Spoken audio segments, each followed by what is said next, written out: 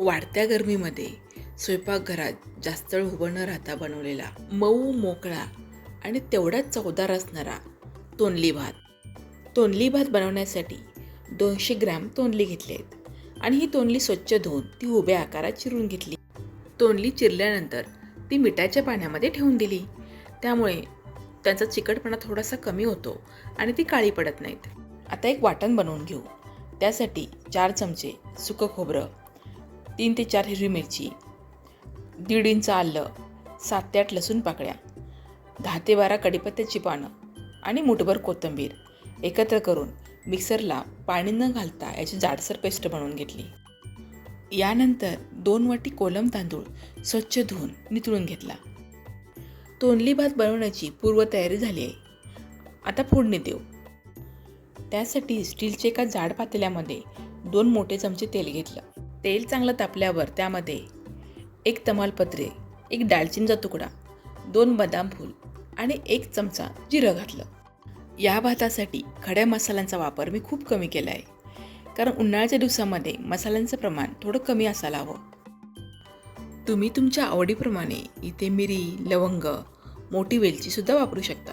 खडे मसाले एखाद्या मिनिटांसाठी परतून घेतले आणि त्यामध्ये 1 मोठी वाटी उभा चिरलेला कांदा घातला.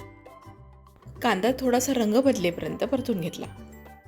कांदा परतून झाला की त्यामध्ये आपण जे हिरवं वाटण बनवलं होतं ते वाटण घातलं. आता हे वाटणही आपल्याला 2 ते 3 मिनिटांसाठी परतून घ्यायचं आहे. आता ह्या वाटणामध्येच मी कढीपत्ता घातला आहे.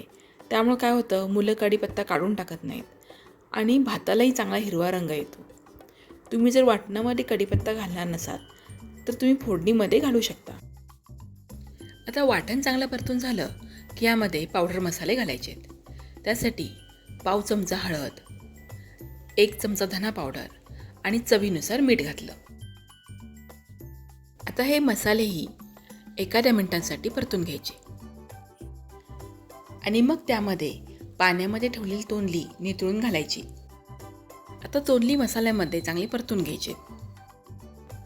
त्यामुळे तोंडल्यांना सगळ्या बाजूनी मसाला अगदी व्यवस्थित लागेल. तोंडली चांगली परतून झाली की त्यामध्ये आपण जे तांदूळ धुवून नितळायला ठेवले आहेत ते तांदूळ घालायचे आणि हलक्या हाताने तांदूळ मसाल्यामध्ये मिसळून घ्यायचे. आता मी एका गॅसवर हे तांदूळ परतून घेते आणि दुसऱ्या गॅसवर मी 4 वाटी पाणी गरम करायला ठेवलं आहे. 2 वाटी तांदळासाठी आपल्याला 4 वाटी गरम पाणी लागणार आहे. हा भात मी पातेल्यामध्ये करत आहे, त्यामुळं मी तांदळाच्या दुप्पट पाणी घेतलं आहे. आता मी तांदळामध्ये पाणी घातलं आणि त्याबरोबरच छोट्या सुपारी एवढा गुळाचा खडा, 1 चमचा गरम मसाला आणि 1 चमचा तूप घातलं. आता हे सगळं एकत्र मिसळून घ्यायचं आणि पाण्याला चांगली उकळी येऊ द्यायची.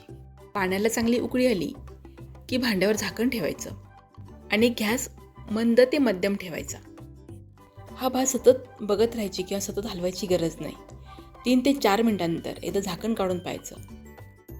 आता बघा, भातामधलं पाणी पूर्णपणे आटलेलं आहे. आपण जे पाणी घातलं होतं ते अगदी योग्य प्रमाणात आहे. काही वेळा तांदळावर पण पाण्याचं प्रमाण अवलंबून असतं. तुम्हाला जर इथे वाटलं की भात थोडासा कच्चा आहे तर तुम्ही इथे थोडंसं गरम पाणी करून घालू शकता. आता आपला तोंडली भात खूप छान तयार झाला आहे. त्याचा सुवास असा घरभर दरवळतोय. पण हा लगेच खायला घ्यायचा नाही. भांड्यावर झाकण ठेवायचं आणि गॅस बंद करून असं 5 मिनिटं भात असाच मुरू द्यायचा, म्हणजे त्याची चव अजून वाढते.